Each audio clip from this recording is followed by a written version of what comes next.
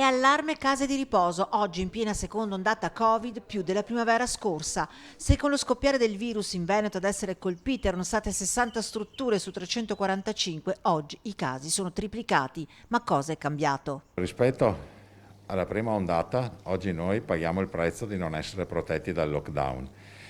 È chiaro che 40.000 turni di lavoro che ogni giorno ruotano all'interno del sistema, prima ruotavano in un contesto familiare statico, oggi ruotano in un ambiente familiare in movimento, quindi non è che siamo meno bravi di allora, le condizioni sono cambiate. L'Ovest Vicentino è una testimonianza, prima ondata nessuna struttura toccata dal contagio, oggi quasi tutte le strutture, però è anche il territorio in cui c'è la maggior diffusione del contagio nel territorio. In una situazione già complicata si inserisce una cronica carenza di personale infermieristico.